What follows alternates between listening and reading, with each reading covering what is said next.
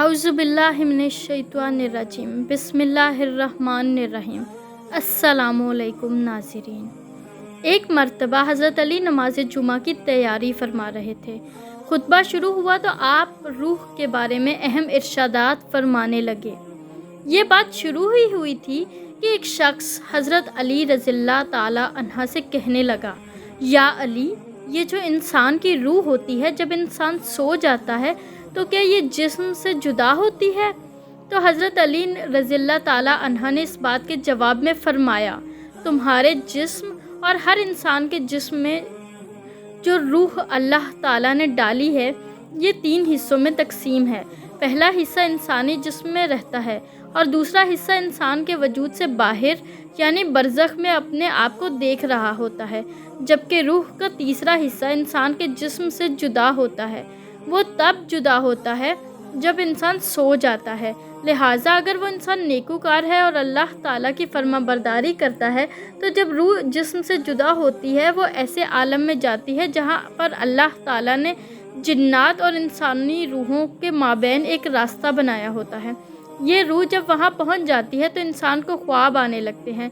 वहाँ इस रूह को जो आगे दुनिया में पेश होने जा रहा होता है, ख्वाब में आना शुरू हो जाता है। अगर इंसान गुनहगार है, अल्लाह ताला का नाफरमान है, वो लोगों पर जुल्म करता है, अल्लाह ताला के बताए हुए रास्ते पर नहीं चलता, तो इसकी रूह जिस्म में कैद हो जाती है और ख्वाब में कुछ नज़र नहीं आता।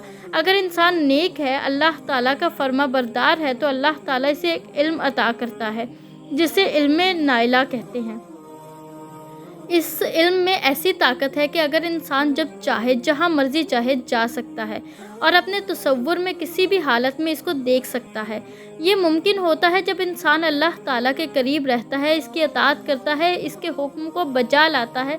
जब ये इल्म नाइला अपने बुलंद तरीन मकाम को पा लेता है तो इंसान जब चाहे जहाँ चाहे जा सकता है। लिहाजा इसको हर शय की कैद से आज़ादी मिल जाती है, यानी अल्लाह ताला इससे इस कद्र राज़ी होता है कि इसे ये इल्म अता करता है। और हज़रत अली ने यह भी फरमाया है कि अल्लाह ताला ने इल्म के ख़जाने इंसानों के लिए खोल कर रख दिए हैं, मगर अफसोस इंसानों की अपनी गफलत की वजह से वो इस नेमत से यानी इल्म के ख़जानों से बहुत दूर हैं। नींद के दौरान रूह का बदन से निकलना, इस हवाले से कुरान पाक में इरशाद फरमाया गया है। सूरह उल ज़म्र में अल्लाह ताला ने इरशाद फरमाया है कि अल्लाह ताला जानों को इनकी मौत के वक्त कब्ज़ कर लेता है और इन जानों को मौत नहीं आई है, इनकी नींद की हालत में इनको रोक लेता है, जिन पर मौत का हुक्म सादिर हो चुका है, और दूसरी जानों को मुकर्ररा वक्त तक छोड़े रखता है। बेशक इसमें इन लोगों के लिए निशानियां जो गौर व फिक्र करते हैं। रूह की 2 किस्में हैं, एक हैवानी और दूसरी सरानी। हैवानी वो है जो नींद की हालत में भी मौजूद रहती है, इसलिए इंसान ज़िंदा रहता है। अगर ये चली जाए तो इंसान मर जाता है, जिस्म से फ़िकत राब्ता तोड़ा जाता है। दूसरी रूह की किस्म है वो है सरानी, यानी नींद के वक्त निकल जाती है, सैर करती है।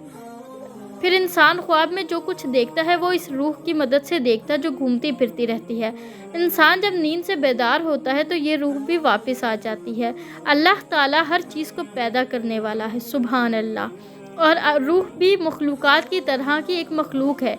इस हकीकत वगैरह का इल्म अल्लाह ताला की खसूसियत है। जिस तरह हदीस पाक में है, अब्दुल्ला बिन मसूद बयान करते हैं कि मैं एक दिन नबी करीम सल्लल्लाहु अलैहि वसल्लम के साथ एक खेती में था और नबी करीम सल्लल्लाहु अलैहि वसल्लम खजूर की छड़ी पर सहारा लिए हुए थे। अचानक वहाँ से यहूदियों का गुज़र हुआ। एक दूसरे से कहने लगे कि इनसे रूह के बारे में सवाल करो। तो वो कहने लगा कि तुम्हारी क्या राय है कि इसके पास चलें? तो एक ने कहा, नहीं, कहीं वो ऐसी बात ना कह दे कि जिसे तुम नापसंद करते हो। वो कहने लगे कि इससे पूछो। तो उन्होंने नबी करीम सल्लल्लाहु अलैहि वसल्लम से रूह के बारे में सवाल किया, तो नबी करीम ने खामोशी इख्तियार की और जवाब नहीं दिया। तो मुझे ये इल्म हो गया कि आप पर वही का नज़ूल हो रहा है। तो मैं अपनी जगह पर ही खड़ा हो गया। वही का नज़ूल हो चुका तो नबी करीम सल्लल्लाहु अलैहि वसल्लम ने फरमाया, और वो आपसे रूह के बारे में सवाल करते हैं, आप कह दें कि रूह मेरे रब का हुक्म है और तुम्हें तो बहुत ही कम इल्म दिया गया है।